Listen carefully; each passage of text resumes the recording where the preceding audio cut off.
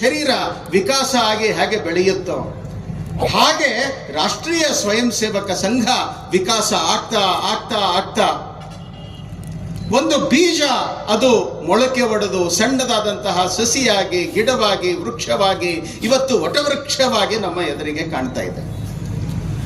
ಸಂಘಕ್ಕೆ 100 ವರ್ಷ ಆಯಿತು. ಮೊನ್ನೆ 2ನೇ ತಾರೀಕು ವಿಜಯದಶಮಿಯ ದಿನ. ಅವರು ಆಯ್ಕೆ ಮಾಡಿಕೊಂಡಿರ್ತಕ್ಕಂಥದ್ದು ವಿಜಯದಶಮಿನೇ. ರಾಮ ರಾವಣರ ಯುದ್ಧ. ರಾವಣ ಅನ್ನತಕ್ಕಂತಹ ಪಾಂಡಿತ್ಯ ಇರತಕ್ಕಂತಹ ವ್ಯಕ್ತಿ ದುಷ್ಟ ಕೆಲಸ ಮಾಡಿದ್ರೂ ಸಹಿತ ಅವನನ್ನು ಸಂಹಾರ ಮಾಡಿರ್ತಕ್ಕಂತಹ ದಿನ ಅದು ವಿಜಯದಶಮಿ. ಹಿಂದೂ ಸಮಾಜ ವಿಜಯದ ಆರಾಧನೆಯನ್ನ ಮಾಡತಕ್ಕಂಥದ್ದು.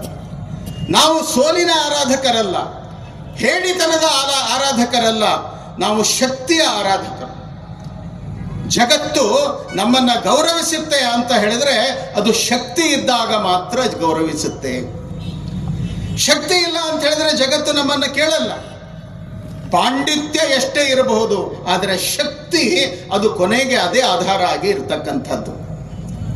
ಒಮ್ಮೆ ನೊಬೆಲ್ ಪಾರಿತೋಷಕ ವಿಜೇತರು ಜನಗಣ ಮನವನ್ನ ಬರೆದಿರತಕ್ಕಂತಹ ಕವೀಂದ್ರ ರವೀಂದ್ರನಾಥ ಠಾಗೂರರು ಜಪಾನಿಗೆ ಹೋಗಿದ್ರು. ಆವಾಗ ಕಾಲೇಜಿನ ಪ್ರಿನ್ಸಿಪಾಲರು ಮೈಕ್ನಲ್ಲಿ ಅನೌನ್ಸ್ ಮಾಡ್ತಾರೆ, ನೊಬೆಲ್ ಪಾರಿತೋಷಕ ವಿಜೇತರು ರವೀಂದ್ರನಾಥ ಠಾಗೂರರ ಉಪನ್ಯಾಸ ಇದೆ, ಎಲ್ಲ ವಿದ್ಯಾರ್ಥಿಗಳು ಬರಬೇಕು. ಆ ಕಾರ್ಯಕ್ರಮಕ್ಕೆ ಬಂದವರು ಎಷ್ಟು ಅಂದರೆ 20ರಿಂದ 25 ಮಕ್ಕಳು, ಕಾಲೇಜ್ ವಿದ್ಯಾರ್ಥಿಗಳು. ಸಾವಿರಾರು ಸಂಖ್ಯೆಯಲ್ಲಿ ವಿದ್ಯಾರ್ಥಿಗಳು ಆಡಿಟೋರಿಯಂಗೆ ಹೋಗಲಿಲ್ಲ. ಆದರೆ ಪ್ರಿನ್ಸಿಪಾಲರು ಅನೇಕರನ್ನ ಕರೆದು ಕೇಳ್ತಾರೆ, ಯಾಕಪ್ಪ ಬರಲಿಲ್ಲ? ಅವರು ಇಷ್ಟು ದೊಡ್ಡ ಪ್ರಶಸ್ತಿ ಪಡೆದಿರಬಹುದು, ಪಂಡಿತ ಇರಬಹುದು, ಆದರೆ ಅವ್ರ ದೇಶನೇ ಗುಲಾಮಗಿರಿಯಲ್ಲಿದೆ. ಯಾರಿಗೆ ತಮ್ಮ ದೇಶವನ್ನೇ ಸ್ವಾತಂತ್ರ್ಯ ಮಾಡಿಕೊಳ್ತಕ್ಕಂತಹ ಶಕ್ತಿ ಇಲ್ಲ ಅಂತ ಹೇಳಿದ್ರೆ ಅವರ ಪ್ರವಚನ ಕೇಳ್ಕೊಂಡು ನಾವೇನ್ ಮಾಡೋದು? ಜಗತ್ತಿಗೆ ಅರ್ಥ ಆಗತಕ್ಕಂಥದ್ದು ಶಕ್ತಿಯ ಭಾಷೆ.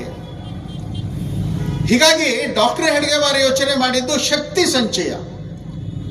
ಹಿಂದೂ ಸಮಾಜದ ಮೇಲೆ ಅವಾಗ ಇದ್ದಂತಹ ಆಪಾದನೆಯೂ ಇದೆ. ಏನು ಅಂದ್ರೆ 4 ಜನ ಹಿಂದೂಗಳು ಒಟ್ಟಿಗೆ ಹೋಗಂಗಿಲ್ಲ.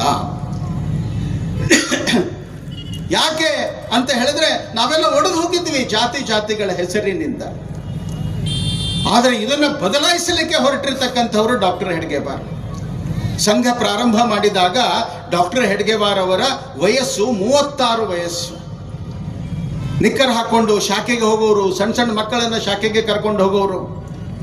ಹೋದಾಗ ಅವಾಗ ಅನೇಕರು ಅಂತಿದ್ರು, ಡಾಕ್ಟರ್ ಹೆಡ್ಗೇವಾರ್ ಇವತ್ತು ನಿಮ್ಮ ಸಂಘಟನೆ ಎಷ್ಟು ಬೆಳೀತಿತ್ತು, ಬಹಳ ಬೆಳೆದ ಸಂಘಟನೆ. ಟೀಕೆ ಮಾಡ್ತಾ ಇದ್ರು ಅನೇಕರು.